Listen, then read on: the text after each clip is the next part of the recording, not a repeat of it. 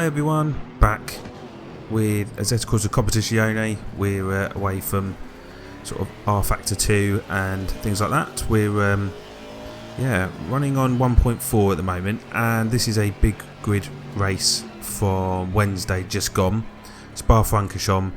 We're doing a server test, I think, on behalf of QNOS, so the idea was to try and get as many on the grid as possible. So we managed 29, maybe 30 at one point. So we're on the formation lap at the moment, going with the Aston Martin. Found a reasonably decent setup here. Started 12th and could have, to be fair, done better. I didn't allow myself enough time to complete as many laps as I could in qualifying, so yeah, slightly behind. So we're going to get ready for the green light, and we're going to try and get through Rouge and Radion without any issues at all. So here we go, the start of the race. How is it all going to be? We've got there is quite a number of top drivers in this race, but we're going to try and go around the outside. Looks like we're going to be clear of people. We've got yes, we are clear. That's good. We are going up the Kemmel Straight, and looks to me like we've settled already into a nice position. We haven't got anyone alongside us, so hopefully get a bit of braking going on. Going to go up the inside of the Porsche there. Not going to take him.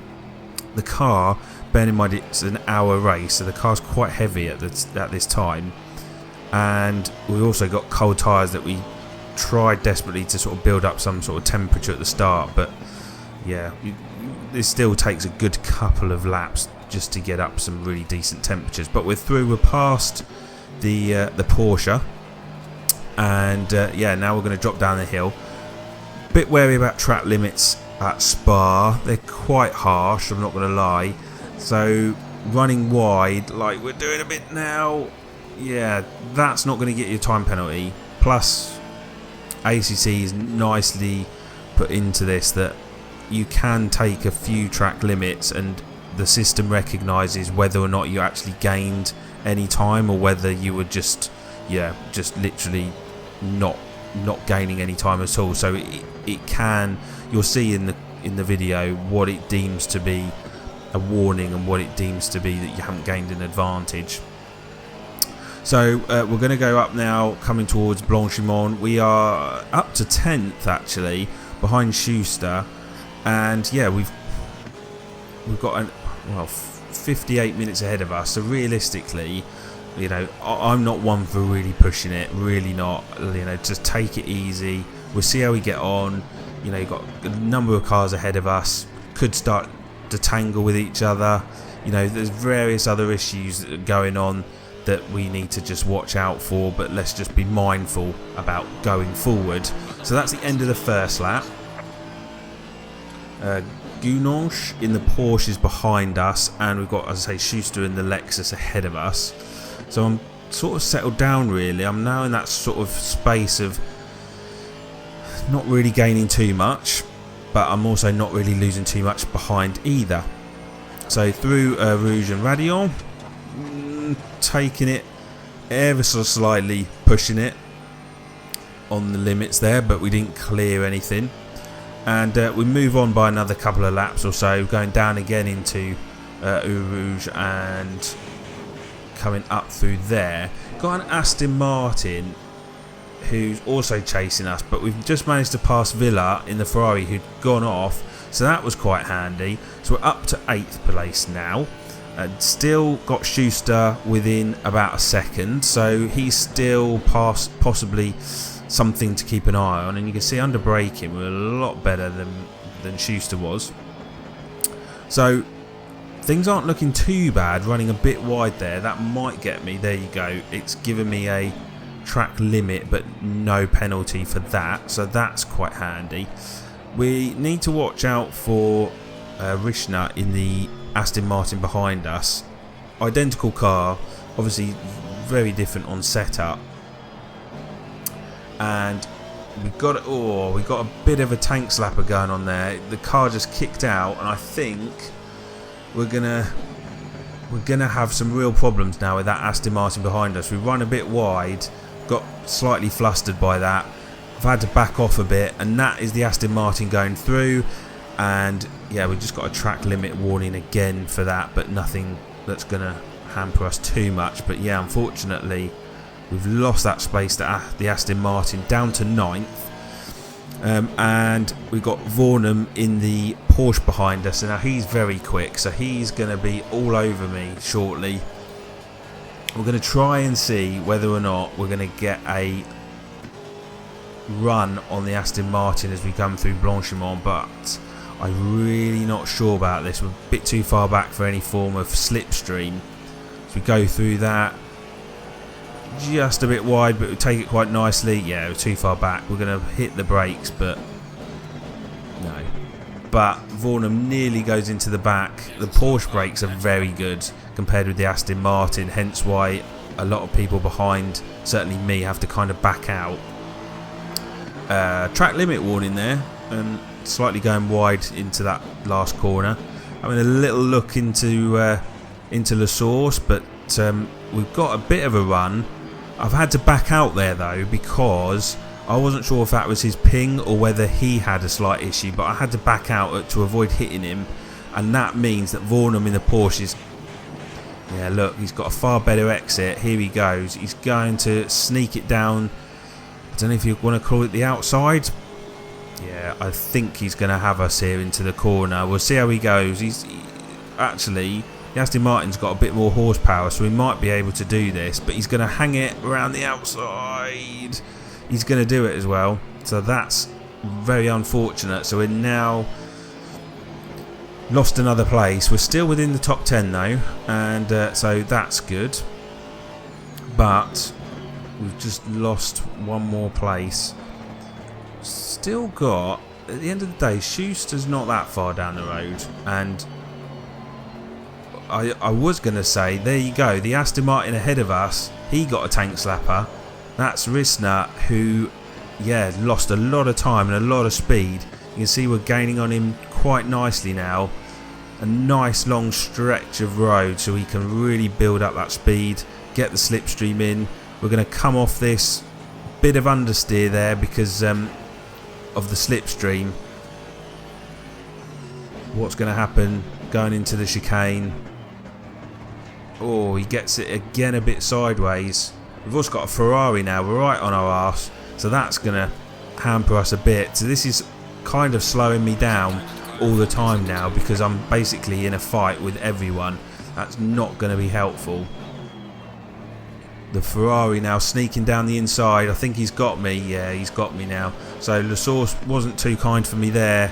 And we're going to go down the hill. But yeah, he's passed. He's through. Might as well tuck into the slipstream, see if we can maybe get him on the straight. But the Ferrari and the Porsche are very good out of Radion, and we're just left to just not get any form of speed up at all. And yeah, we're buggered. But we'll see if these two hamper each other. And they are holding each other up, and that's really allowed me to gain quite nicely out of Lacombe. And we're going to try and go around the outside of the Aston Martin. That's Rissner on the outside. Have we done it? No, he's still there unfortunately, and it looks like he's also got the inside line, so that's not going to be helpful at all. He's through, so we're just about holding on now for 10th place, but Rissner is all over the place at the moment. He's just not a tidy driver at this stage in the race for some reason. He runs very wide indeed. We might be able to get the run on him. He's going to get some sort of track warning for that. But yeah, we're just pushing him, not literally. But yeah, look, another pushing it too far. We've got the outside, and it looks like we're going to be able to clear him with clean through up to 9th place now. And wow, what happened there? So into the chicane, and that is a Porsche shot straight through, nearly took me out. I've got some advertising hoarding that's now stuck to the car. What on earth happened there? I do not know. Let's have a look at a replay of that. So this is the Porsche, and he basically gets on the grass, which automatically affects his braking. He's nearly taken out Rijner in the Aston Martin. In fact, he does, and he almost takes me out. That was a close one, very close. 38 minutes in though, and not one accident for me to even talk about, and I've actually managed to keep it clean. If you've had a look at my previous videos, you'll notice that unfortunately I get taken out or I get hit a few times, and that basically costs me a lot. But it looks like we are losing a space. Kruger through in the Audi. The Audi's really coming alive with this part of the race. 37 minutes to go. Kruger ahead of us, Thistlethwaite behind in another Audi. They're both on a charge, and again we're dropping back down the field slowly, not quickly, slowly. Whether the Audi's very good mid corner, and it's got a lot of grunt. There's Thistlethwaite about to go through any second. There he is on the right hand side. He's through. So yeah, as I say, mid-corner speed on the Audi, very, very good. Aston Martin kind of left for dead on those side of things. Top speed, however, that's where the Aston Martin seems to have its day. So if I look at the HUD, basically I'm sort of planning ahead now for my pit stop, which is due roughly within the sort of next 10 minutes or so, I'd say. It's a mandatory tyre change, and you can see that Malinowski has got a drive-through penalty. He's in the pits, so a top driver like him, he's got a drive-through. That is going to cost him a load of time now, and we're back up another place.